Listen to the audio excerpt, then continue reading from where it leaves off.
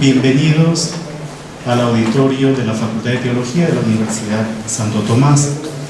Como muy bien saben ustedes, estamos ya desde hace 2 semanas tratando de desarrollar lo referente a la cátedra Lagrange. Y en algún momento también se comentó quién es Lagrange y por qué es que justamente a este tipo de encuentros y de reuniones se ha querido denominarlo de esa manera. Entonces vamos a ponernos en la presencia del Señor, vamos a pedirle que envíe su Espíritu, que nos ilumine a todos nosotros, para que podamos comprender lo que desde la Sagrada Escritura se puede extraer para nuestra vida. Padre nuestro, que estás en el cielo, santificado sea tu nombre. Venga a nosotros tu reino. Hágase tu voluntad en la tierra como en el cielo. Danos hoy nuestro pan de cada día. Perdona nuestras ofensas, como también nosotros perdonamos a los que nos ofenden. No nos dejes caer en tentación y líbranos del mal. En el nombre del Padre, y del Hijo y del Espíritu Santo. Pueden tomar asiento. Pues el primer día de nuestra reflexión, el tema estuvo centrado en ver si en el libro del Pentateuco se nos presenta a nosotros la imagen de un Dios misericordioso, o si es que aparece allí la imagen de un Dios castigador, de un Dios violento. En cierto modo, la figura de Marción es la que podría estar un poco detrás de esa especie de dicotomía. Marción, como muy bien saben ustedes, pensaba que habían 2 tipos de dioses: un Dios bueno del Nuevo Testamento y un Dios malo, el Dios del Antiguo Testamento. Y él dijo un poco esa afirmación tratando de delimitar incluso las Sagradas Escrituras. Todo aquello que tenía que ver con un Dios del Antiguo Testamento, es decir, con un Dios malo, con un Dios castigador, debía ser dejado de lado. Y prácticamente el canon que él elaboró fue un canon que contenía el Evangelio de Lucas y probablemente 1 o 2 cartas más de Pablo. Todo lo demás desapareció. Se centró la reflexión básicamente en 2 textos bíblicos, uno tomado del libro del Éxodo y el otro del libro del Deuteronomio. Y se concluyó, entre otras cosas, que lejos de mostrarnos el Pentateuco a un Dios castigador o a un Dios malo, nos mostraba a un Dios misericordioso. Y ahí aparecía esa traducción a un Dios que tenía las narices largas. Narices largas en cuanto a que demoraba un poco para respirar fuerte. Cuando uno se molesta, uno como que respira muy fuertemente, emite algún bramido. En cambio, Dios tenía las narices largas porque demoraba mucho para poder molestarse, para poder disgustarse. Se nos presentó entonces a un Dios clemente, a un Dios compasivo, a un Dios que es lento a la ira. La semana pasada el Padre Rodrigo nos habló a nosotros sobre la misericordia de Dios, pero en los libros históricos. Y él utilizó 2 textos que estaban en relación básicamente con la lectura de la ley. Por un lado, la lectura de la ley ante el pueblo, antes del exilio, y por otro lado, la interpretación de la ley a este pueblo que había retornado del exilio. Lo que podríamos denominar, lo que sucedió en ese momento es la elaboración de un Targum, la traducción del Antiguo Testamento del hebreo al arameo, porque cuando regresaron del exilio ya el hebreo había quedado simplemente como lengua litúrgica y no se hacía sino hablar arameo o traducir los textos del hebreo al arameo básicamente.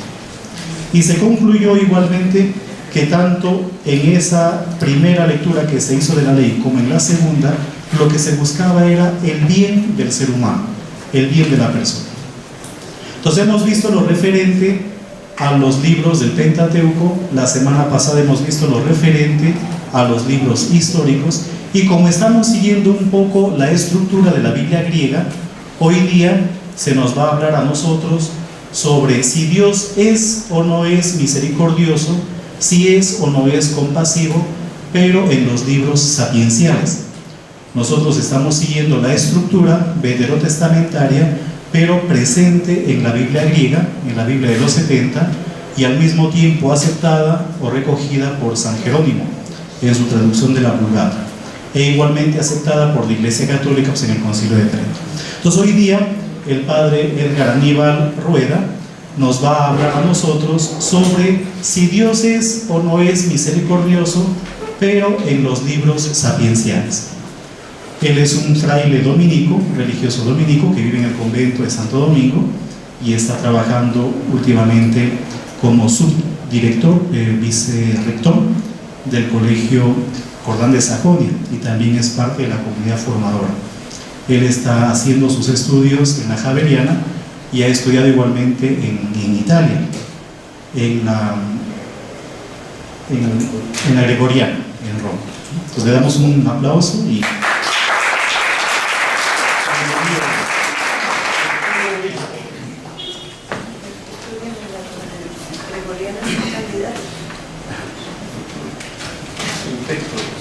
Bueno, mientras me hacen obispo, entonces pues venimos aquí a compartir estas cositas. Muy buenas tardes. Sí, pues el padre William y yo nos conocimos viviendo en Roma, justamente. Él estaba haciendo su doctorado y yo la licencia en teología bíblica. Él era de los dominicos y yo de los jesuitas, así que pues no éramos de la misma escuela, pero después nos encontrábamos en el comedor todo el tiempo y en los paseos y en la vida común. Así que le agradezco la invitación, y particularmente porque pues los biblistas de algún modo tenemos una introducción a cada uno de los corpus que conforman la Sagrada Escritura, pero va siendo por gusto y por pura pasión, entrando en unos más que en otros. Yo particularmente pues no sabría las razones y ahora me es imposible y creo inútil también explicar por qué, pero fui direccionándome hacia los libros sapienciales. En ese sentido agradezco al padre William, a Ana Francisca, que son las almas que dirigen este proceso de meditación de la Escritura. Siguiendo un poco la invitación del Papa Francisco, hemos querido escoger este año la misericordia. En este primer semestre todo el corpus del Antiguo Testamento, y si Dios así lo permite, en el segundo semestre estaríamos con la misericordia en el Nuevo Testamento, en cada uno de los corpus que lo conforman. En ese sentido, pues quiero pedir dos cosas. Primero, ojalá puedan tener la Biblia en la mano. Yo aquí no escribo mucho los textos, pero sí quiero ir diciéndolos para que lo que yo diga no tengan que creerlo solo porque yo lo digo. Me gusta que miren, me gusta que vayan a la Sagrada Escritura, que pregunten, pero como metodología me gustaría que las preguntas fueran al final. Yo no voy a hablar de aquí a las 5:30, ciertamente no. Tal vez voy a hablar solo hasta las 5 y vamos a hacer una serie de preguntas y de conversación que me interesa más, porque al final de lo que se trata es de que aprendamos juntos. Entonces, por favor, Biblia en mano, si tienen también para escribir, vayan escribiendo. Y esto se titula La misericordia en los libros sapienciales. ¿Cómo va a estar dividida esta tarde? ¿Cómo vamos a trabajar aquí nosotros? ¿Cómo voy a presentar yo el tema? Lo voy a presentar dividido en tres partes. Primero voy a presentar los límites que tiene una exposición de este tipo. Quiero mostrar un poco cómo arranco diciendo que estamos limitados en muchas cosas y cuáles son las discusiones de fondo que hay que hacer antes de entrar a este tema. En segundo lugar, me interesa mucho hacer una regresión posiblemente a temas ya vistos, pero para mí necesarios, porque si no, no puedo saber de qué hablo cuando estoy dirigiéndome a ustedes.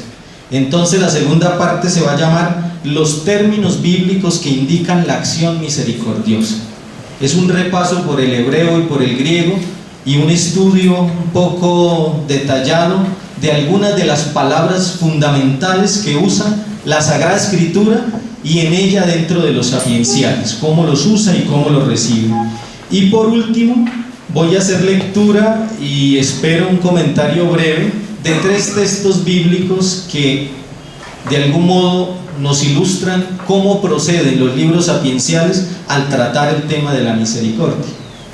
Entonces, en esta parte, pues vamos a hacer una pequeña introducción a lo que es la sapiencialidad bíblica. Después haremos un poco de terminología bíblica, hebreo y griego, y por último haremos exégesis, pues más que exégesis creo que es comentario teológico, porque necesitaríamos otro tipo de herramientas para que todos podamos empezar a hacer exégesis. Entonces por ahora quiero hacer solo un comentario teológico breve y decir algunas cosas. Vamos a empezar en la primera parte entonces. ¿Cuáles son los límites de esta exposición que yo tengo aquí? No los límites de los libros sapienciales, no. Los límites de esta exposición que hago. Yo normalmente pienso que los límites son tres. Primer límite, la dificultad para usar el término sapiencial hoy en la investigación bíblica. Hay un problema muy difícil cuando uno habla de libros sapienciales, porque casi todo el mundo sabe de qué se trata, pero entrando a pedir argumentos, esto se vuelve completamente difuso, al punto que hoy hay variadas propuestas sobre qué es sapiencial y qué no lo es. El segundo límite, obstáculo de esta tarde, es el tema de libros sapienciales, literatura sapiencial, tradición sapiencial. ¿De qué estamos hablando cuando hablamos de libros sapienciales? Y eso obviamente quiero presentarlo con una cierta tranquilidad, sabiendo que pues hay otras oportunidades futuras para seguir ahondando en eso. Y el tercer límite viene de la forma. Para mí el tercer límite es que los libros sapienciales están construidos de tal modo que para nosotros occidentales, que hemos bebido de la cultura griega y latina, resulta de algún modo difícil, porque no estamos acostumbrados a cierto tipo de lenguaje, a cierto tipo de armazón estructural de un texto. Para mí esos son los tres límites que tenemos hoy en esta charla de la misericordia de los sapienciales. Quiero hablarles del primer límite. El primer límite es ¿qué consideramos sapiencial? Cuando yo digo que vamos a ver la misericordia en los libros sapienciales, el primero de los términos que resalta es sapienciales. ¿Qué queremos decir? ¿Qué es lo que queremos significar cuando usamos la palabra sapiencial? Ciertamente la investigación bíblica actual tiene demasiadas respuestas y por eso es que necesitamos aclarar. Por dos razones. Porque el concepto de sabiduría se ha vuelto muy amplio y porque este concepto de sabiduría es casi aplicable a todos los libros del Antiguo Testamento. Como tenemos a otros grandes que han venido antes de nosotros, quiero comentar 4 autores que han intentado definir qué es la sabiduría bíblica. Entonces, en ese sentido, quiero mostrar de qué modo, para mí, los 4 grandes nombres clásicos que han trabajado este tema son entonces los que pueden y deben alumbrar esta tarde. En primer lugar, como todos bien lo saben, el introductor de este tipo de estudios sobre la sabiduría de Israel fue Gerhard von Rath, alemán, en su libro Sabiduría de Israel en 1972. Estamos hablando ya de más de 40 años que vio la luz, al menos en alemán y después posteriormente en otras traducciones, y por primera vez nos puso a discutir a todos los que estamos interesados en estos temas en qué es la sabiduría bíblica. Puedo sintetizarlo del modo como lo hago ahí. Para von Rath, el conocimiento empírico de lo creado fue la primera de las observaciones que von Rath hizo. La sabiduría, de algún modo, es un conocimiento empírico, se da por experiencia de un orden que Dios puso en el mundo. Dios creó esto con un cierto orden, con un cierto modelo, y nosotros por experiencia vamos conociendo el mundo y de ahí vamos sacando consecuencias claras de qué es lo que hay que hacer y cómo funciona ese orden.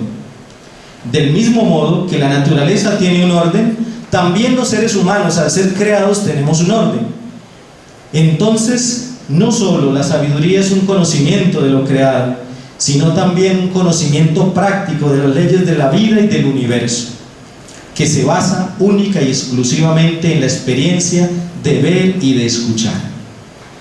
Este orden, que es percibido en lo creado y en el orden social, entonces declara que el éxito de un ser humano depende de la disposición, de la habilidad que cada uno tenga para descubrir este orden y para vivir en armonía con él.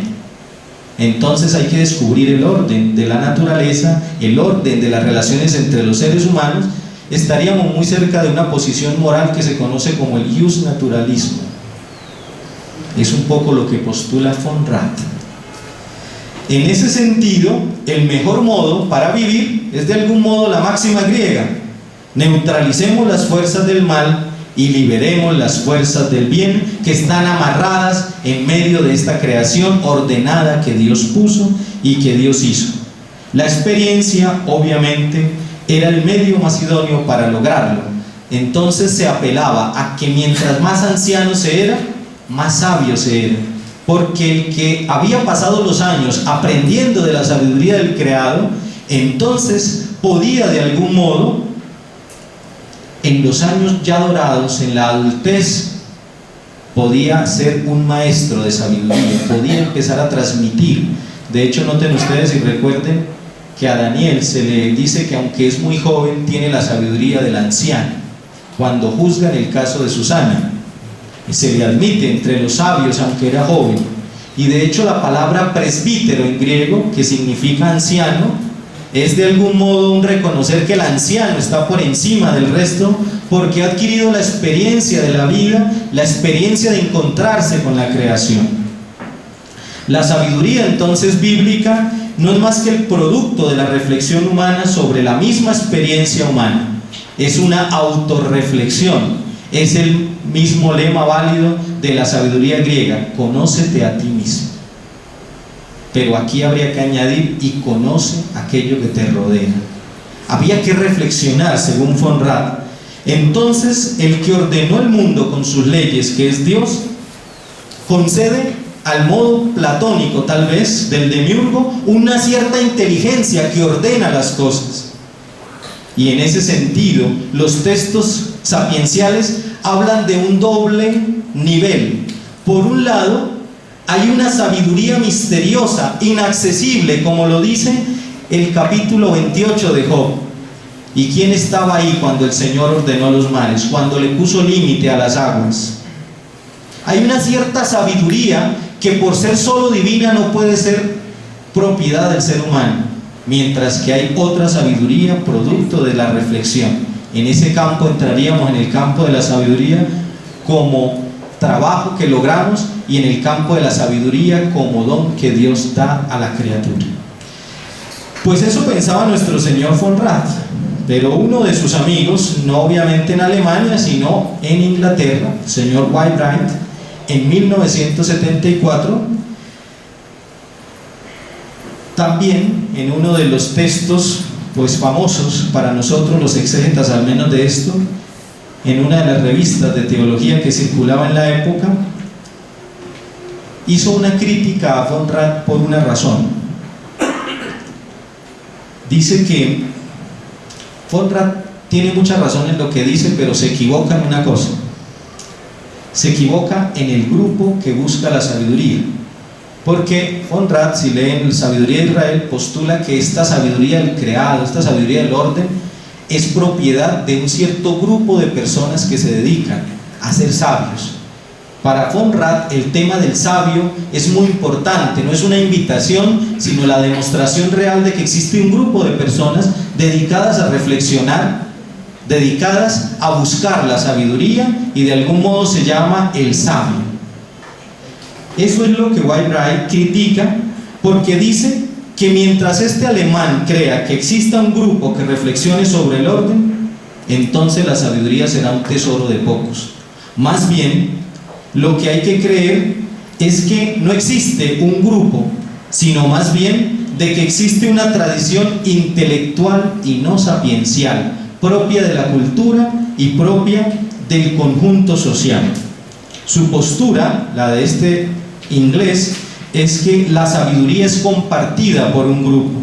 La sabiduría tiene grandes maestros, es verdad, que dan a la luz ideas, pero que se convierten en propiedad común. De algún modo pensemos nosotros y en esto cito a Lonergan, y es que buena parte de lo que nosotros utilizamos cada día no es conocimiento adquirido, sino conocimiento tradicional.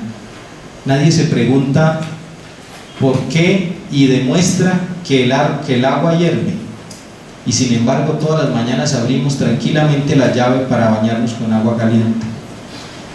¿Por qué nosotros no nos preguntamos a qué temperatura hierve y si esa temperatura es adecuada o no? Se pregunta Lonergan y dice, es porque necesariamente nosotros no todo el conocimiento lo tenemos por qué probar. Mucho de ello lo hemos recibido y lo hemos asimilado y lo hemos aceptado. Es lo que él llama en su teoría del método de teología el uso de las creencias. Pues un poco es lo que este señor quiere decir. La sabiduría es más una creencia transmitida intelectualmente en un grupo humano que desde que nace viene siendo enseñado. Esto va a ser muy importante para ver después el modo como se transmiten los textos. A través del análisis de los términos sabiduría y sabio se llega a la conclusión, al menos así lo logra nuestro autor, de que la sabiduría es una dotación natural que unas personas poseen en mayor o en menor grado, pero al final todos participamos de ello. A este señor pues le responde o lo complementa Crenshaw, que pues se puede resumir un poco de este modo: una autocomprensión en relación con las cosas. Partiendo también de von Rath, este autor nos regaló algo que todavía los biblistas y exégetas conservamos hasta el día de hoy, después de más de 30 años, y es que él distinguió entre literatura sapiencial, tradición sapiencial y pensamiento sapiencial. Vuelvo y repito las tres cosas que distinguió: literatura sapiencial, tradición sapiencial y pensamiento sapiencial. Dice él, el problema entre esta discusión de estos dos es que no lograron distinguir, que no hicieron la distinción adecuada. En ese sentido, la sabiduría, dice él, la definición más exacta es esta: búsqueda de una comprensión del propio yo en relación con las cosas, la gente y el creador, un poco a lo Kant. Yo, el mundo y Dios. Esas son las tres ideas pues trascendentales. También este señor cree de algún modo que la sabiduría tiene que ser una comprensión de mí mismo en relación conmigo, con las otras personas que me rodean y con la naturaleza que me rodea y con Dios. De algún modo lo que intento en la sabiduría, hacerme sabio, es comprenderme a mí mismo, hacerme sabio para mí, para poder dirigir mi vida. Y en ese sentido la sabiduría se mueve en tres niveles. En el primer nivel hay una sabiduría de la naturaleza, dice él, en un intento del hombre de ser señor de todas las cosas. Entonces es lo que nosotros llamaríamos hoy las ciencias naturales. Hay una sabiduría que es para nosotros hoy tal vez la única sabiduría, que es lo científico. Queremos agarrar la naturaleza y transformarla y ser dueños de ella, y entonces convertimos grandes ríos en mansas turbinas que producen electricidad. Noten ustedes la maravilla que significa que el hombre maneje la naturaleza. Por otro lado, dice que el segundo nivel es la sabiduría jurídica y práctica que regula las relaciones entre los seres humanos. Es lo que nosotros de algún modo llamamos ciencias sociales, ciencias humanas, que ya no se trata tanto de la ciencia física, del producto físico, sino de estudiar las relaciones entre los seres humanos y posiblemente las relaciones con otros seres no humanos. En ese sentido, el segundo nivel, dice él, es de una sabiduría jurídica y práctica que tenía Israel. Y el tercer nivel es la sabiduría teológica, y es que afirma a Dios como significado último. La sabiduría entonces sería una actitud, una tradición viva y un cuerpo literario. Así define él lo que es literatura sapiencial. Dice, es un conjunto de libros delimitados claramente llamados sapienciales. Por otro lado, dice que hay una tradición sapiencial que es viva y que llega hasta nosotros hoy a través de la revelación.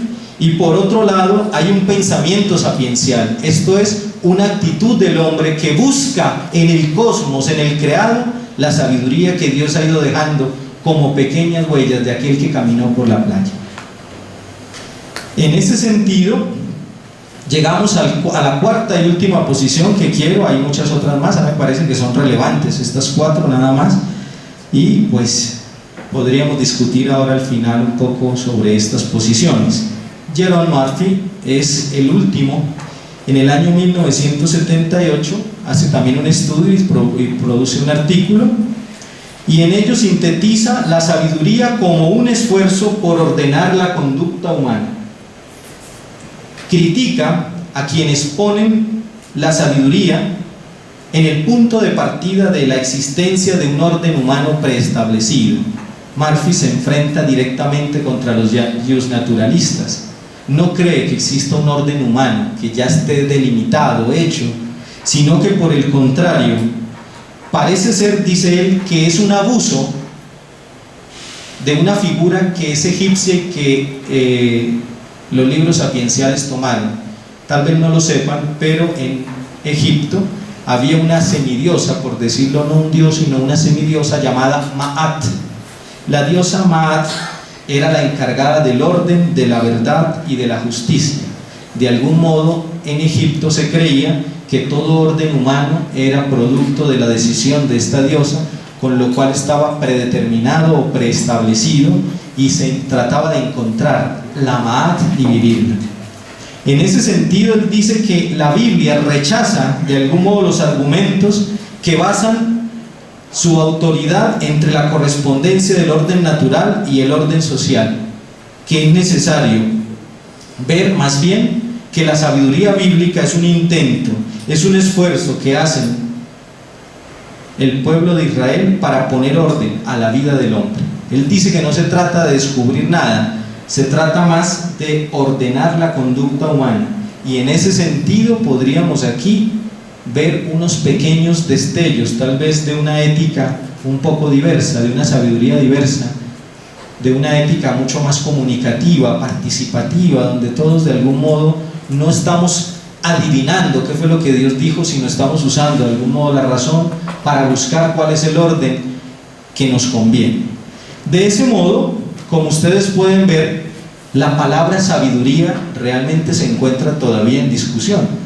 Pero aquí en estos 4 autores se encuentran elementos que podríamos usar para una definición de sabiduría, que yo no quiero hacer, quiero dejar para que ustedes mismos se pregunten qué es la sabiduría, y ahora al final alguno que quiera compartir qué sería la sabiduría bíblica para cada uno de ustedes, porque de esto se trata. Nosotros somos esos investigadores, estamos cada día buscando, estamos mirando hacia dónde ir, y pues tal vez alguno de ustedes hoy indique con claridad algún norte hacia dónde ir y poder continuar la investigación hacia allá. Ese es el primero de los límites. El segundo límite, que es un poco más corto, es el que sigue. ¿A qué se llama literatura sapiencial? O más bien podemos hablar de una tradición sapiencial. Resulta que el primero de los problemas que hay es que en todo el Antiguo Testamento existen trozos de literatura sapiencial diseminados por doquier. Si usted abre el Éxodo, hay sabiduría. Si usted abre el Génesis, hay sabiduría. Si usted abre Macabeos, hay sabiduría. Entonces la pregunta que se hace uno es: ¿y eso que está allá es o no es sapiencial? Ese es el primer problema verdadero, que nos encontramos grandes trozos de texto de tipo sapiencial, y en ese sentido ciertos salmos parecen más de tipo sapiencial, algunas tradiciones proféticas de Amós para indicar solo los profetas, y en ese sentido lo primero que tenemos es que el material está diseminado por todo el Antiguo Testamento. El que quiera hacer de libros sapienciales tiene que saber de entrada que le toca todo el Antiguo Testamento, que no puede agarrar 5 libritos. Yo sí, pero es porque me puedo permitir eso hoy, pero no en la vida real. El segundo problema que tiene esto es que nosotros tradicionalmente nos hemos puesto de acuerdo en 5 libros que se llaman sapienciales. De esos 5, uno es Proverbios, el otro Job, el otro Eclesiastés o Kohelet, que es el nombre hebreo. El cuarto es Eclesiástico, o en nombre hebreo Siráside o Ben Sirá. Y por último, Sabiduría. ¿Dónde está el problema de estos 5 libros? Primero, que 3 de ellos están en hebreo y 2 en griego. y resulta que esos dos últimos no pertenecen al canon que aceptaron en el concilio de Yamni a los judíos, y por consiguiente tampoco el canon que aceptó Lutero y que hoy toda la tradición protestante no acepta. Así que si los católicos tenemos 5 libros sapienciales, los protestantes tienen 3. Entonces aquí ya hay un lío, otro lío más que le nace, porque al final en estos temas interreligiosos y ecuménicos es cuando uno tiene que saber qué tipo de autoridad tiene y para cada uno en qué modo lo tiene. Además, esos libros pertenecen a épocas diversas. Sabiduría, por ejemplo, el último de los libros, está escrito hace cerca del año 50 a.C.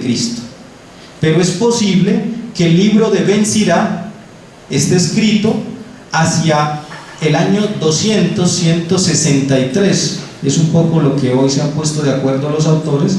Entonces, entre los dos hay una gran distancia. Pero si usted va a revisar Proverbios, es posible que Proverbios salga después del regreso del exilio, es decir, en el siglo IV. Entonces tenemos otro problema, y el siguiente problema de eso es que además no solo pertenecen a diversas épocas, sino que el contexto en el que nacieron es totalmente diferente el uno del otro, a tal punto que cada uno de ellos es un mundo completamente distinto, que en muchas ocasiones no solo no tienen relación, sino que en muchas ocasiones contradicen el uno lo que el otro afirma con toda claridad. Así que yo más bien quiero decir que, más que un autor, lo que tenemos en libros sapienciales es la obra de un compilador, porque también en los proverbios tenemos proverbios que salen al reinado de Salomón o al reinado de David en el siglo IX. Entonces pues no es fácil determinar a qué pertenece. Más bien, en vez de hablar de un autor que quiso hacer una obra de sabiduría, hablamos de un compilador, y en esto ahora nos vamos a mirar un poco, porque el tema que sigue es muy interesante. Por ello es que hoy, más que hablar de libros sapienciales, más que hablar de literatura sapiencial, los autores que yo estoy leyendo al menos, están proponiendo un nuevo modo de llamar a esto. Ellos dicen, llamémosle tradición didáctica, porque realmente la sabiduría está diseminada por todas partes, pero el que hizo estos 5 libros tenía un destino, y era la enseñanza. Así que aquí, más que sabiduría, que está regada en todo el Antiguo Testamento, aquí mucho más que un tratado, de lo que se trata es de recoger una serie de máximas o de sentencias fácilmente recordables, memorizables, y entonces hoy los autores dicen que es preferible hablar, más que de una tradición sapiencial, de una tradición didáctica en los 5 libros, que persigue como fin la realización del ser humano, como seguramente el padre Rodrigo la semana pasada hizo extenso el tema de buscar el bien del hombre. En ese sentido, hay además otra curiosidad de los libros sapienciales, y con eso termino el segundo de los problemas, y es que los libros sapienciales tienen teología que uno extraña cuando estudia. Por ejemplo, a mí me llamó mucho la atención que la tradición didáctica, para no hablar más de libros sapienciales, desde ahora en adelante voy a usar la palabra tradición didáctica para referirme a los 5 libros. ¿Entendido, sí? O sea, no se me pierdan, porque ahora ya dejo de hablar de libros sapienciales y voy a pasar a hablar de la tradición didáctica. ¿Sí? Por eso es lo mismo. Es el mismo perro, pero con otro collar. Así enseñaban los antiguos, a través de dichos. Ese era Proverbios. En ese sentido, la cuarta curiosidad, la cuarta cosa que a mí me preocupa de esta tradición es que olvida temas teológicos muy importantes. Por ejemplo, en los libros de la tradición didáctica no se ve nunca el problema de la dimensión histórica de la fe. La tradición didáctica israelita nunca toma como referencia la historia de un pueblo, de un Dios que es trascendente y que entró en la historia y lo guía y demás. Más bien, la sabiduría de Israel presente en esta tradición didáctica se interesa más por el individuo que por la nación y su destino histórico. Así concluyo el segundo límite, que es el límite llamado de si es literatura, si es tradición o qué es. Y vamos al tercer límite, que es la forma como fue transmitido esta tradición didáctica. Ya la palabra didáctica introduce muy bien el tema, porque nosotros estamos acostumbrados que si un libro es de sabiduría, normalmente es un tratado. Esto se lo debemos a los griegos y no a los judíos. Los judíos nunca escribieron un tratado, y en ese sentido los libros que componen la tradición didáctica no son un tratado, son una compilación de una serie de dichos, de alegorías, de fábulas sobre diversos temas. Si hay dificultad en algo con los libros sapienciales, es en su estructura literaria, porque son tantos temas metidos en un solo capítulo que nadie sabe cómo organizar eso.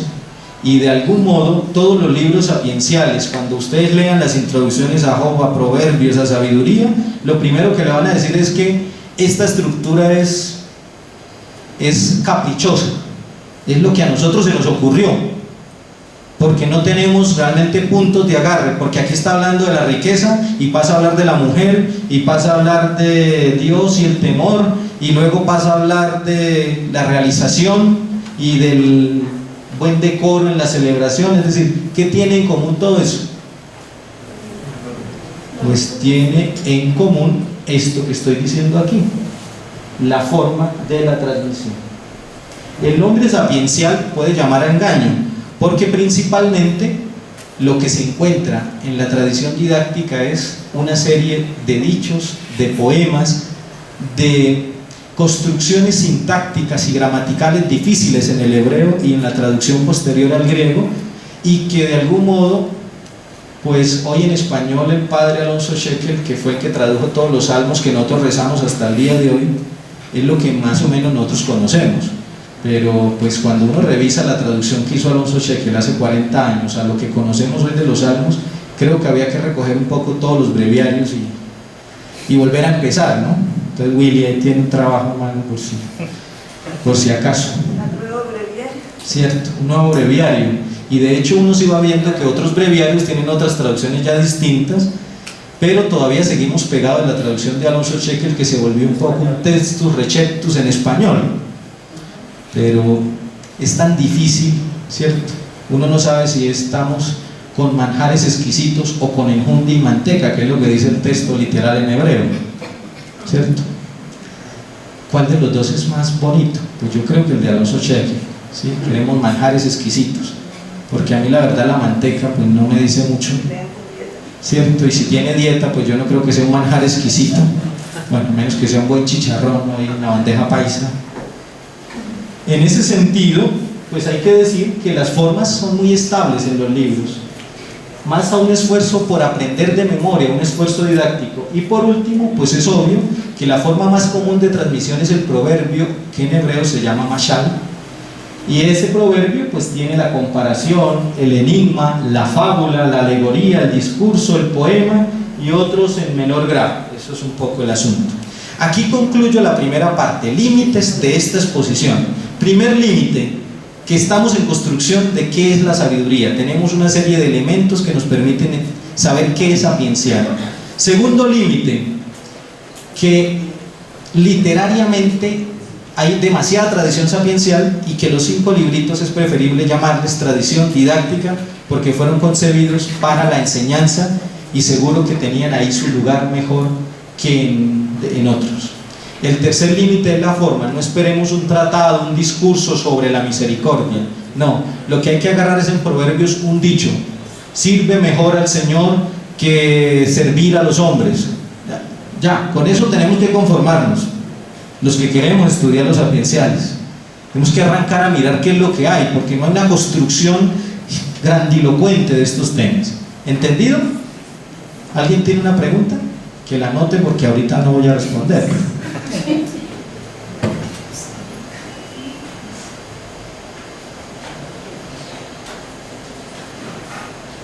Aquí voy a ir más rápido porque ya es lo que ustedes han visto con Ana Francisca, con Rodrigo.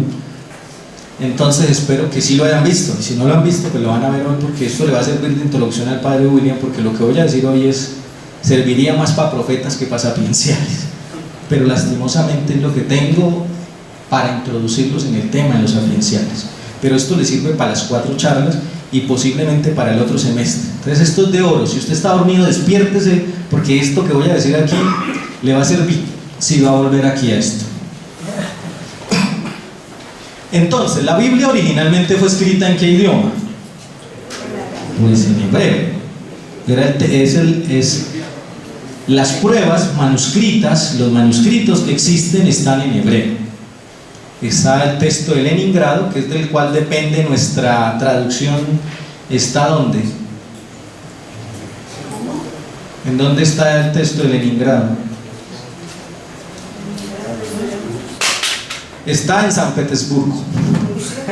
Resulta que cuando subieron al poder los comunistas, lo primero que hicieron fue cambiar el nombre de todas las ciudades cristianas rusas a nombres marxistas. Y entonces San Petersburgo, que significa el pueblo de Pedro, fue cambiado a Leningrado, que es el pueblo de Lenin. Pero después de que cayó, pues con la perestroika, volvieron a los nombres originales y entonces ahora se vuelve a llamar Petersburgo. Y curioso, el único que conserva el nombre marxista es el texto bíblico en hebreo, que se conoce como manuscrito de Leningrado. Entonces ustedes notan ahí que las fricciones históricas no tienen nada que ver. Entonces está en hebreo. Ahora, todos conocemos que posteriormente, con la helenización del mundo en el siglo IV, después de Alejandro Magno, el mundo empezó a hablar griego, y además los judíos medio olvidaron el hebreo porque llegaron del exilio hablando arameo, que era la lengua de los babilonios, y el hebreo se volvió una cosa litúrgica y cultural que solo sabían los curas, como el latín hoy. Una cosa, usted escucha latín, uy, soy cura, ¿cierto? O un loco. Así era más o menos en el siglo IV en Israel. Uy, hebreo, un cura o un loco. Entonces eso era un poco el asunto. Entonces tenemos escritos normalmente en hebreo y en griego, la traducción famosa de los 70 o la traducción griega para la diáspora.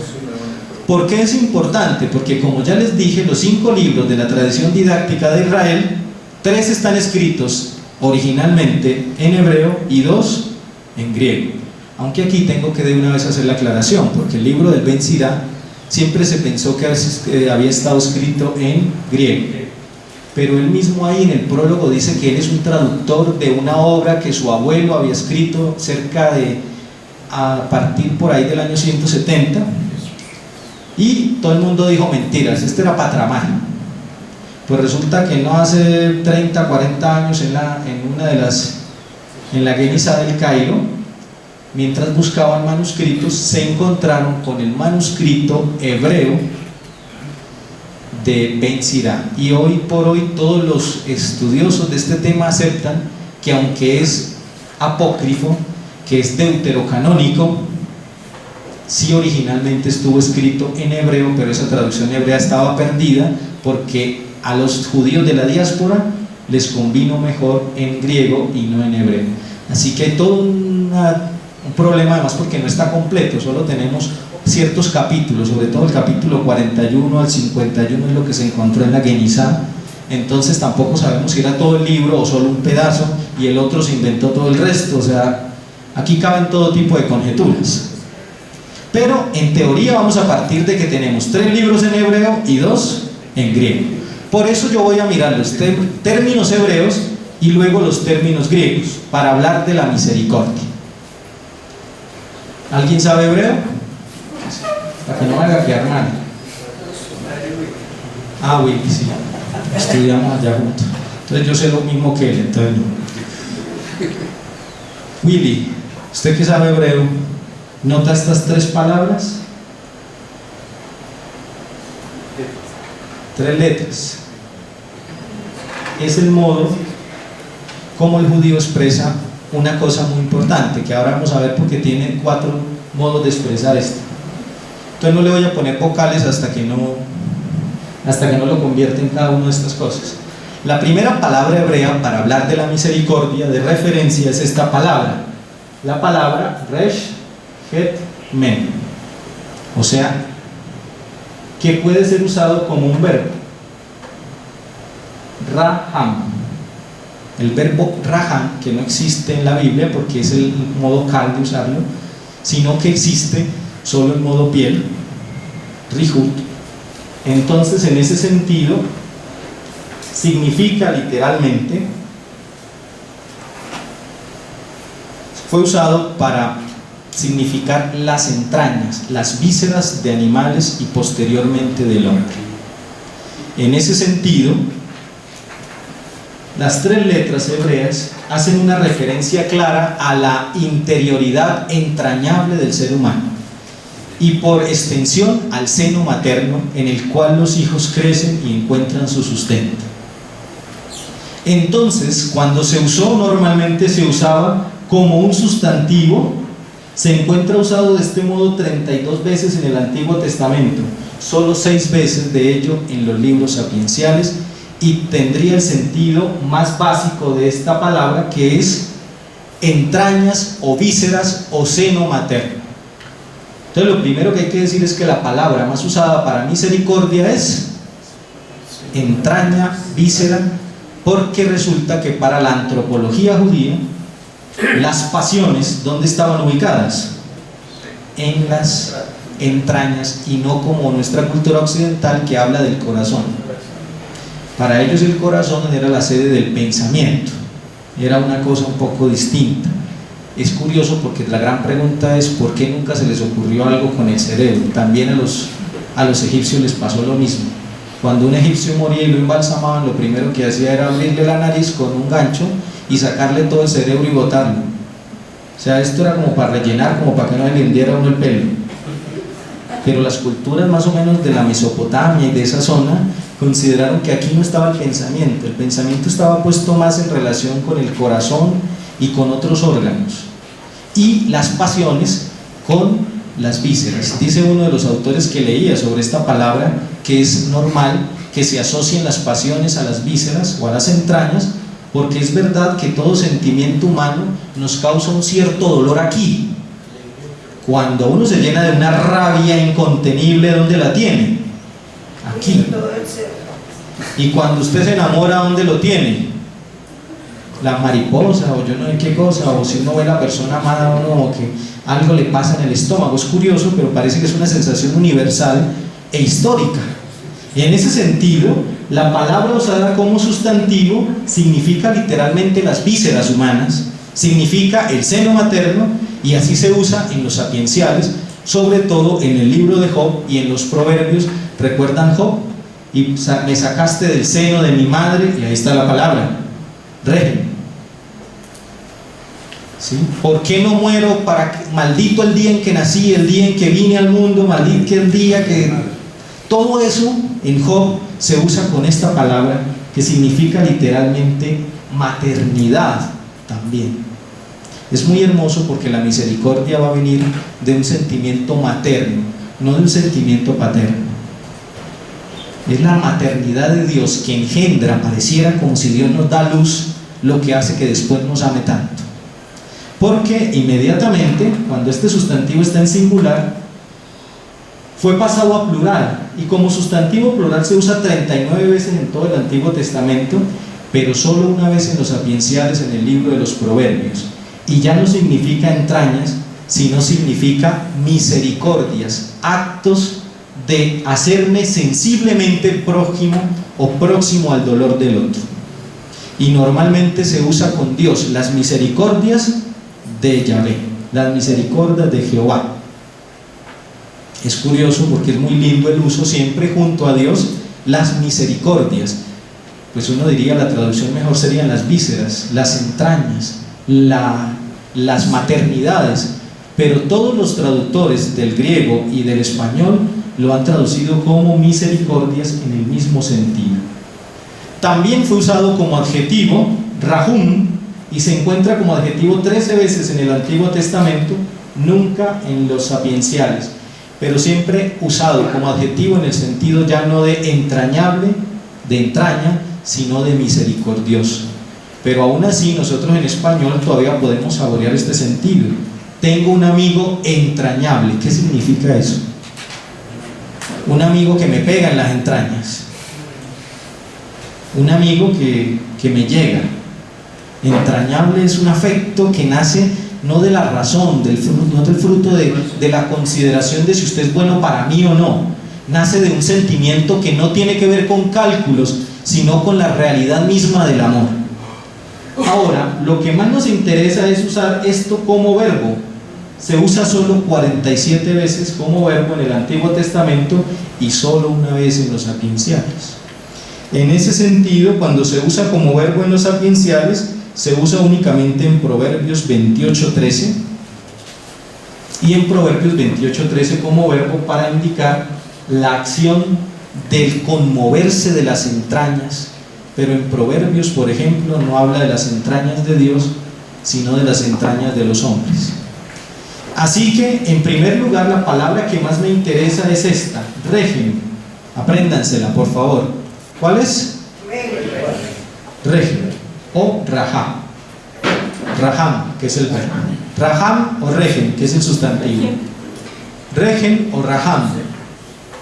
¿Sí? ¿Se la aprendieron? Guárdenla en la memoria porque ahorita vamos a ver cómo la tradujeron los griegos.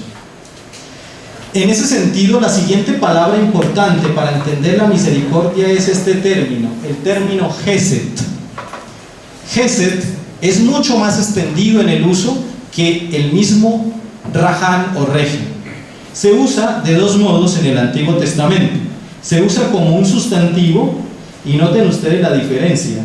Mientras aquí se usa 32 y 39 veces, en la palabra, el sustantivo Gesed se usa 245 veces en el Antiguo Testamento y de ellas 13 veces en los sapienciales, con un significado claro y propio que es este: bondad, amabilidad, misericordia, favor o gracia. Normalmente las acciones del rahamim, es decir, la actitud que nace de la entraña, es una manifestación de la actitud, que sería entonces Gesed.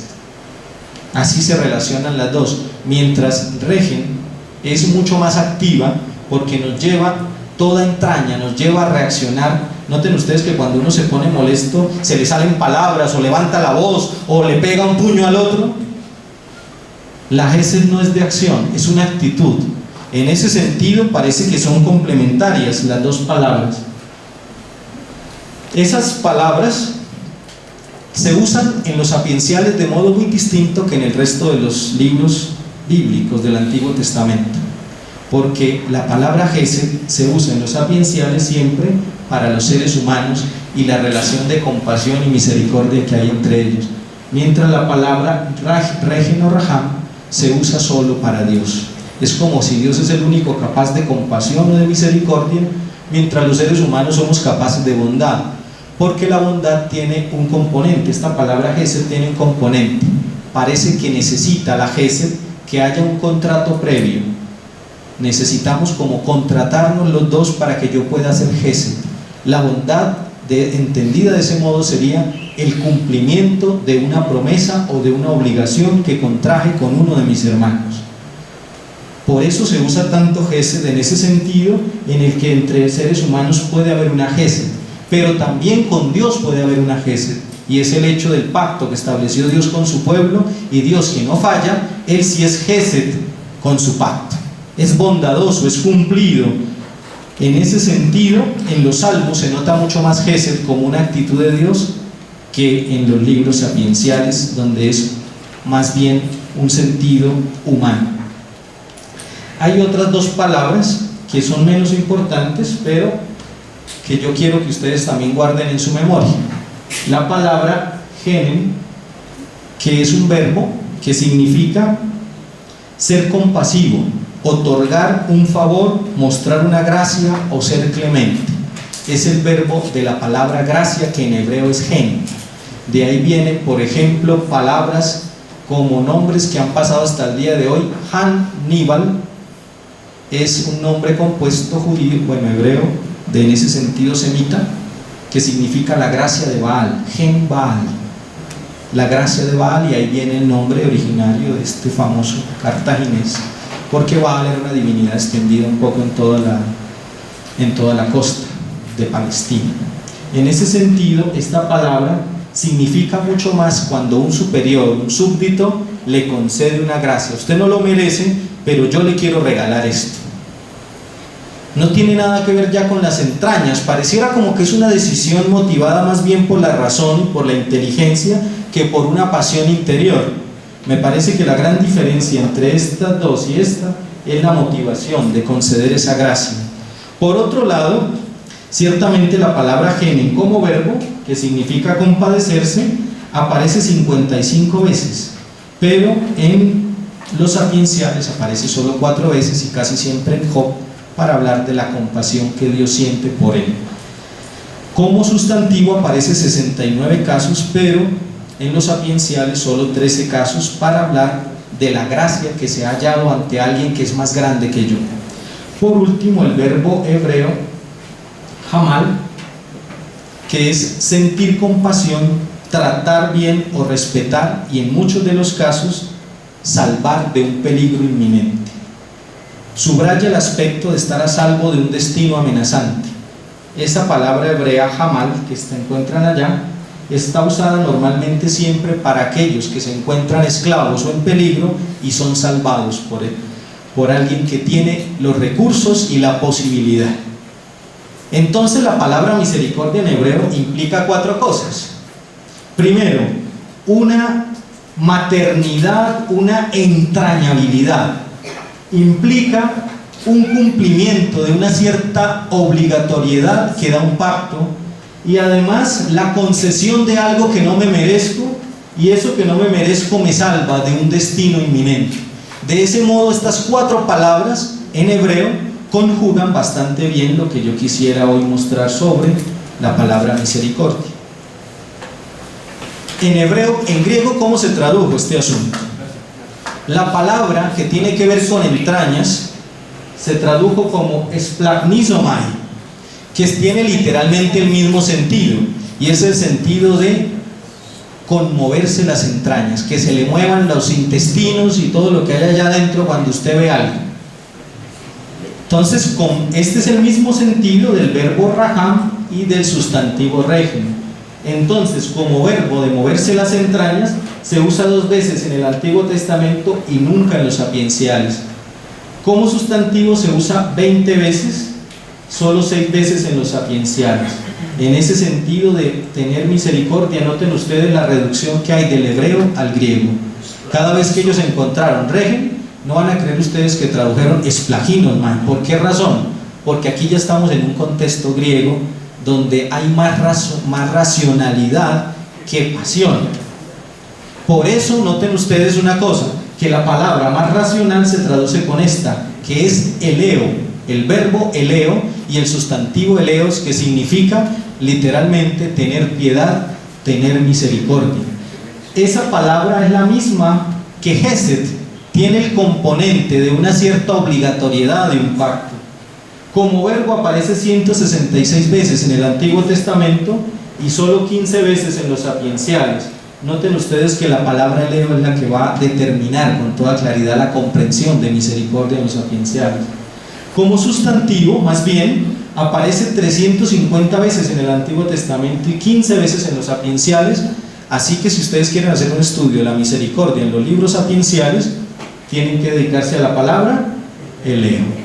Y un tercer término para traducir Hinan, Hanin, Hanan, y para traducir la otra palabra hamal, ha sido el verbo griego oiktiro.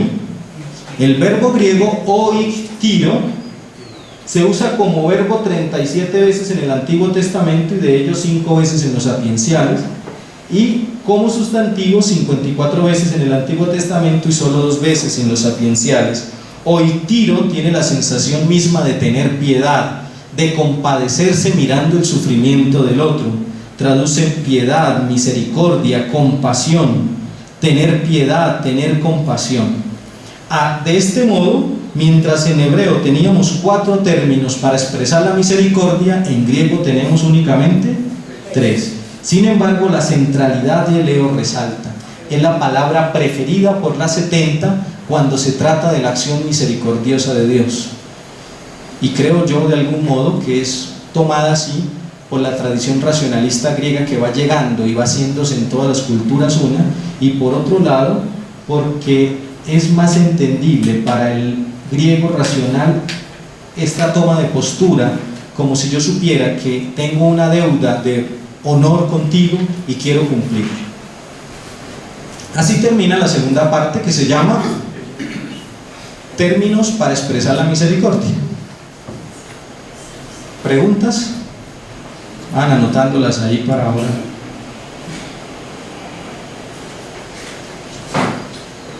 Lastimosamente van a 5:10, yo no sabía que iba a hablar tanto, pero es que seguro que uno, como no tiene quien lo escuche, pues se emociona. La tercera parte tiene que ver ya con los textos donde habla de misericordia. Yo quise escoger solo 2 textos, el eclesiástico o Ben Sirá, que es la tradición griega, y quería escoger proverbios, pero la verdad es que como los proverbios era solo un proverbio, pues me parecía un poco que era medio difícil para traer un solo versículo.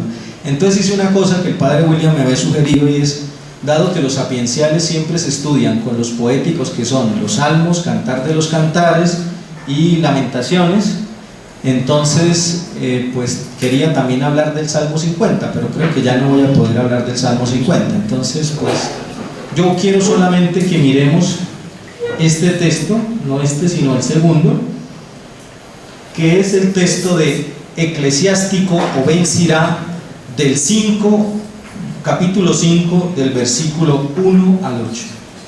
Quiero que lo miremos y lo leamos juntos. Yo lo voy a leer porque no a todos nos sirven los ojos para ver esa letra chiquita de allá. En tus riquezas no te apoyes, ni digas tengo bastante con ellas. No te dejes arrastrar por tu deseo y tu fuerza para seguir la pasión de tu corazón.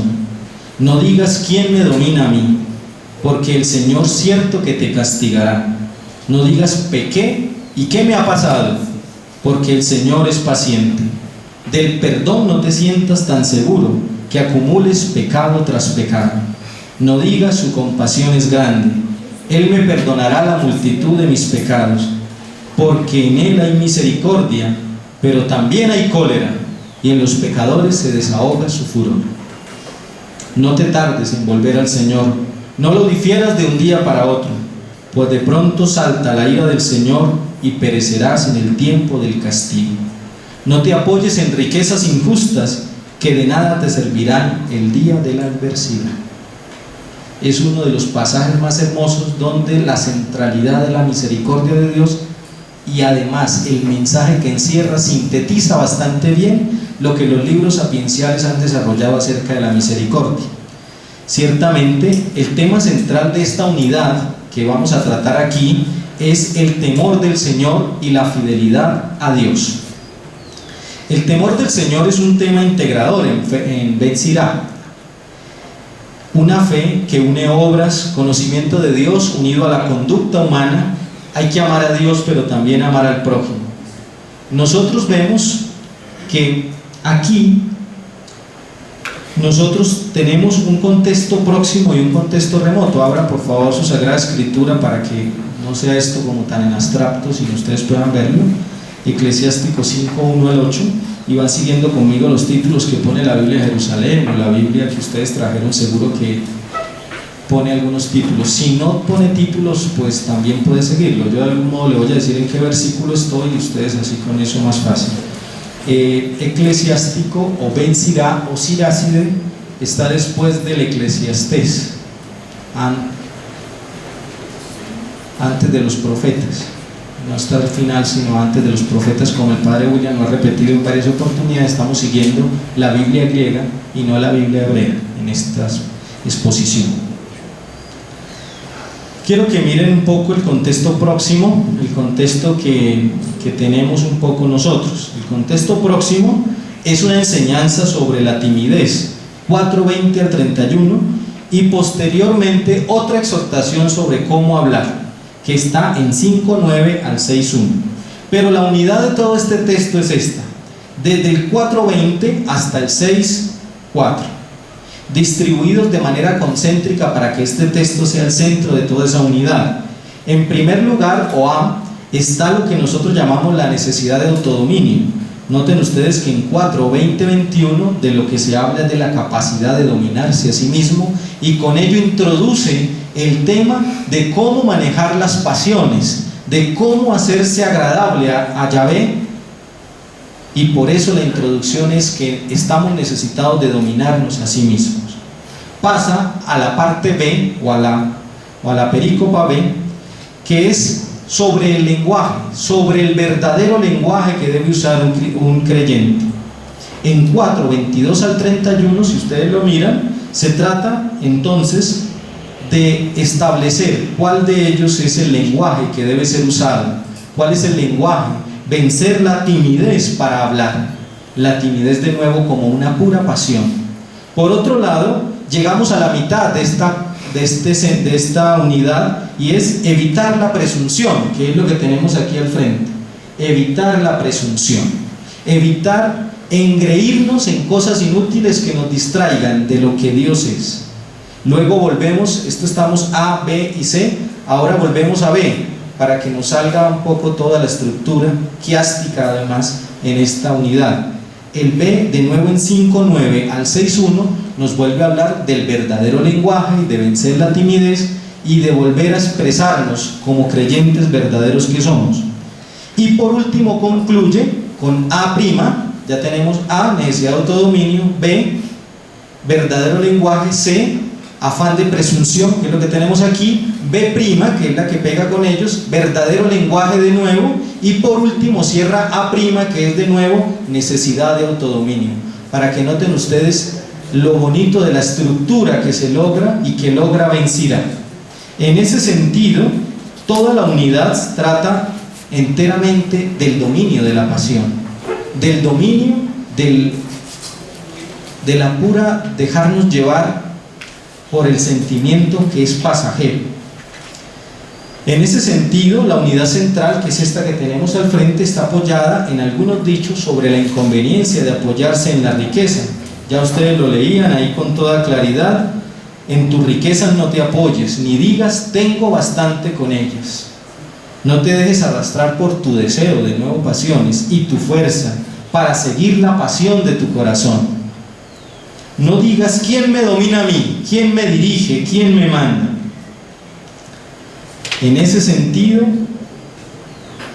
es que inicia con esa introducción a las pasiones, alimentar actitudes presuntuosas para con Dios. Es posible, yo también lo creo así, y también lo cree el padre Víctor Morla en su comentario del Eclesiástico. No está aquí, está en la biblioteca Luis Ángel Arango, si alguien lo necesita y quiere ahondar en este tema del Eclesiástico. Allá está, pues en español me parece que es el mejor comentario que haya hoy. Víctor Morla Asensio, de editorial Verbo Divino, Eclesiástico se llama su comentario, es imperdible para todo el que quiera entrar en este tema. Dice ahí que es posible que esto sea una crítica a los pensadores de las escuelas griegas que convirtieron el conocimiento en un negocio, en una cosa que produce solamente dinero, y estaban atentos de las novedades y se la pasaban diciendo cosas demasiado novedosas con el único afán de impresionar a viudas ricas y a grandes señores feudales de esa época que tenían recursos para pagar y escucharlos. ¿Aquí están cobrando o no? Si no, yo estoy ahí cayendo en lo mismo. Entonces, incluso, dice el padre Víctor Morla, puede ser una crítica a Cogelet, al eclesiástico, que habla un poco de que Dios bendice con la riqueza al justo, y entonces el que tiene riqueza es justo. El padre Víctor Morla aquí hace una crítica también a eso y dice que es posible que este sea escrito posteriormente, sea una reacción a una doctrina cada vez más en crisis, la doctrina de la retribución, y es que al justo le toca lo bueno y al malo le toca el castigo. Dice que en época ya de Job, en época helenista, el problema de la retribución fue un problema teológico bastante grande, y es posible que estos primeros versículos se refieran justamente a ese problema, al problema de, bueno, y si yo soy bueno pero me tocó la pobreza, o si yo veo que una persona es mala y cada vez lo veo más rico, más poderoso y más potentado, ¿será que Dios es injusto? ¿Será que Dios no ve? En ese sentido es que el padre Víctor Morla en su comentario nos dice que es posible que sea una crítica a la teología de la retribución expresada en Cogelet y en otros textos del Antiguo Testamento. Llegamos al centro de esto, que es obviamente aquí pequé, Señor, ¿y qué me ha pasado? Porque el Señor es paciente, no se equivoque. Del perdón no te sientas tan seguro. No acumules pecado tras pecado. No digas su compasión es grande, y miren en griego cómo lo dice. Ho oiktirmos. ¿Recuerdan el verbo oiktiro? Este es el sustantivo oiktirmos, que significa tener compasión, tener piedad, dar una gracia que uno no se merece. En ese sentido, no te sientas tan seguro. No digas su compasión es grande, Él perdonará la multitud de los pecados. Casi siempre oiktirmos o oiktiros está unido a la palabra perdón de los pecados, al menos cuando Dios es el sujeto. Y al final dice, porque en Él hay misericordia. Noten ustedes la palabra griega que usa, la palabra eleos. Miren aquí donde la tengo subrayada, la palabra eleos. Pero no solo hay misericordia, también aquí en griego hay una palabra que a nosotros nos suena un poco rara, porque de esa raíz salieron palabras españolas que es mejor no pronunciar en la facultad de teología. Orgué. De ahí viene orgía y otras cosas. Pero realmente orgé significa rabia, significa pasión desenfrenada. Es como cuando un papá al chino le llenó la copa y lo agarró a chancleta hasta que cae y lo acaba. Más o menos eso es un orgué. Y de ahí viene la palabra orgasmo, y vienen otras palabras que yo no voy a seguir mencionando para no pues, mejor no digo más de ese asunto. En ese sentido, noten ustedes que Dios es capaz de leos, pero también de orgué. Las dos son pasiones internas. En este texto se resume con toda claridad lo que los libros sapienciales un poco van a recordar, y creo yo que es la doctrina del Antiguo Testamento. Es verdad que Dios es misericordioso, es verdad que Dios nos tiene piedad, pero también es verdad que Dios también es capaz de cólera. Yo quiero que en el Nuevo Testamento vamos a revisar que Jesús cambia un poco ese asunto, pero aquí es como si Dios tuviera dos manos, ¿no? Es capaz de mucha misericordia, pero también es capaz de castigar. Entonces no se me haga el bobito. Y yo digo que este es un mensaje muy hermoso para una generación de pronto que siempre se le está hablando de que Dios es misericordioso. Tranquilo, peque, que eso al final Dios, que peque y reza empata y ahí vamos, sin cambiar y sin transformarnos. A mí me gustaría concluir diciendo que en este texto hay una cosa hermosa. El tema de la misericordia está inmerso en un tema mayor, y es la excesiva confianza en la riqueza o en poderes que no son Dios y que alejan de Él, pues tal vez esas riquezas inmediatas proveen mayor seguridad. Ahora mismo es mejor tener plata que tener fe, ¿o no? En ese sentido, lo que Ben Sirac nos dice aquí, con esto concluyo, es que relativizar a Dios, ponerlo en otro lugar que no sea el primero, trae como consecuencia relativizar toda la obra salvífica que Él ha hecho con nosotros y la misericordia que Él ha tenido con nosotros. El tema de una confianza que no está puesta en Dios, sino en la riqueza, abre el camino a una mala interpretación de la misericordia que Dios nos tiene. Concluyo diciendo entonces que en los libros sapienciales la misericordia de Dios es maravillosa, pero hay que se ponga bravo para que vean cómo va a ser. Muchas gracias.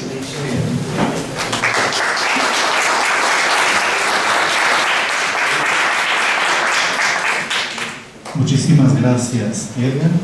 Y pues se abre en este momento el diálogo. Si alguien tiene alguna pregunta o algún comentario, lo puede hacer.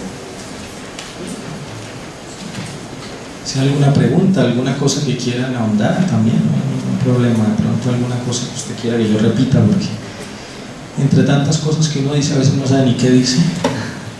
Entonces, pues si ustedes ven que hay alguna cosa que quedó un poco coja, me lo pueden preguntar y yo pues dentro de lo que sé ahora mismo, ¿no? Si hay cosas que no sé, pues ya se las sabré yo.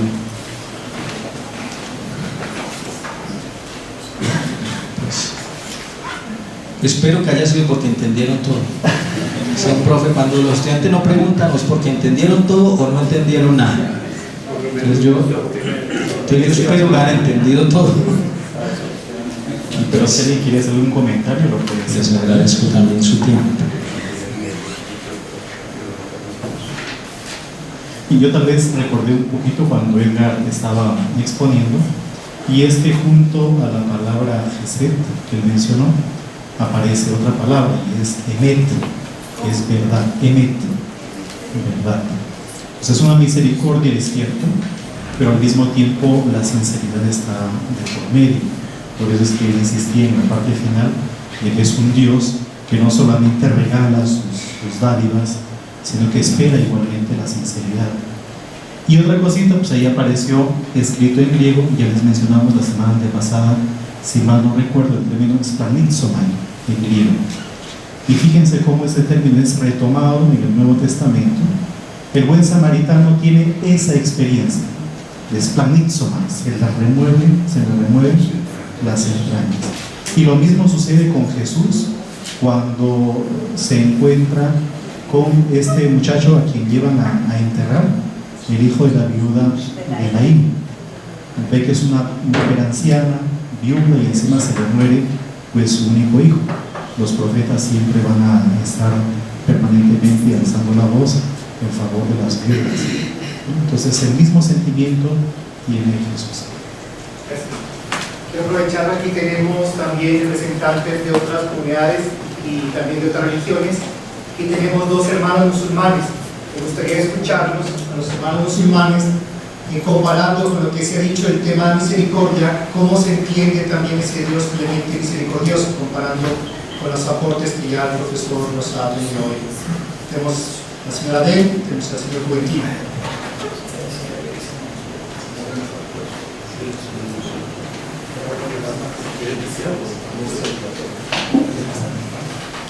Muy buenas tardes. Esa es la palabra que me llama mucha atención, el rehim, ¿no? Rehim. Es que es lo mismo en Islam o en árabe, la palabra Rahman y Rahim, que es como el Dios misericordioso y compasivo. Con eso, comparando todo lo que acá escuchamos,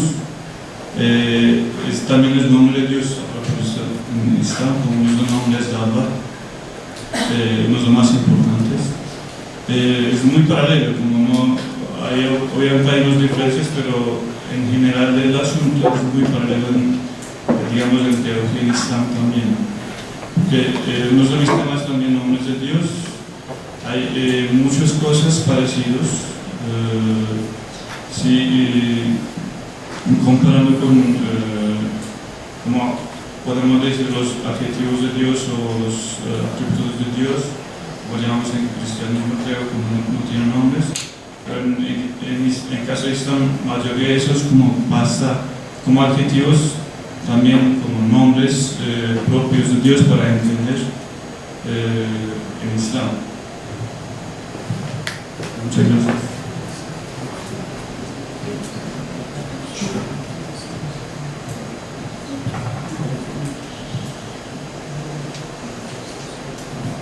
¿Algún otro comentario? Pues bien, entonces nuevamente, Edgar, muchas gracias, y gracias también a ustedes por su participación. Dos pequeñas cositas: es que el lunes de la semana que viene será el último tema de esta cátedra y se abordará la misericordia en los libros proféticos. Y el otro viernes, como ya les comenté la semana pasada, vamos a presentar este documento, es Amoris Laetitia, o han traducido al español como la alegría del amor. Es una exhortación apostólica post-sinodal. Hay dos sínodos que están detrás de este documento. Uno es un sínodo extraordinario y el otro es un sínodo general. Entonces, la semana que viene, el otro viernes, el viernes 29, en un primer momento expondremos lo referente a qué cosa es un sínodo. ¿Qué es un sínodo? ¿Cómo se organizan los sínodos? ¿Qué tipo de documentación es la que se maneja en los sínodos? Todo eso. En segundo lugar, expondremos lo referente al documento. Presentaremos el documento, propiamente dicho, cuántas partes tiene, lo que más o menos contiene. Y en tercer lugar, pues entablaremos una conversación con todos ustedes y con todas las personas que puedan venir. si están trabajando, por ejemplo, con familias, con parejas, si hay personas interesadas en conocer algo sobre la realidad pues, matrimonial, pueden invitarlos, pueden hacerles partícipes a todos ellos de esta invitación. Hasta la semana pasada este documento solamente lo estaban vendiendo en Las Paulinas, que están en esta librería que se encuentra debajo de la iglesia de Chiquinquirá. Son los paulinos, pero me imagino que ya para esta semana, honestamente no sé, no tengo la seguridad, ya se encuentra aquí al frente o en la librería así como. El precio de este documento fue de 6,000 pesos, pero me decían de que iban a sacar una edición más popular, me imagino que costará 3,000 o 4,000 pesos. Y también pueden entrar efectivamente a la página del Vaticano, a la página oficial del Vaticano, y pueden leer el documento en la página o descargarlo en formato PDF y después lo imprimen. Son como 200 paginitas y un poco más, ¿ya? De todos modos, ojalá que por lo menos para la semana que viene le hayan dado una ojeadita al documento y por favor inviten a otras personas para que participen. Entonces la presentación del documento será el próximo viernes 29 de 4 a 6 de la tarde. Y si la discusión se alarga un poquito, nos quedamos hasta un poquito más. Nuevamente, muchísimas gracias a todos ustedes. Sí. Padre, quiero aprovechar, en la Iglesia Ortodoxa comenzamos el próximo domingo nuestra Semana Santa. Este año vivió 35 días de la Latina, entonces comenzamos el sábado con el día de Lázaro, que es el equivalente a la fiesta de todos los difuntos de la Iglesia Latina, y el domingo con el Bayo, que es el domingo de las Palmas. ¿En algún lugar en particular? En calle 103, 21, 45, queda cerca. Entonces, si quieren, por ejemplo, conocer algo sobre la liturgia ortodoxa, pues pueden visitar este tema. Pues la semana pasada nos tuvimos el gran encuentro en la isla de Lesbos del patriarca Bartolomé, sí, los dos patriarcas. Papa Francisco, Pero dos patriarcas. Y el primado de Grecia. Exactamente, sí. Dos patriarcas y el Papa estuvieron en la isla de Lesbos. Patriarca y arzobispo. Grecia no es patriarcado, bueno. obispado. Perdón. Sí, estuvieron pues viendo el problema de los refugiados. Nuevamente, gracias a todos ustedes y los esperamos el día lunes, siempre a las 4 de la tarde.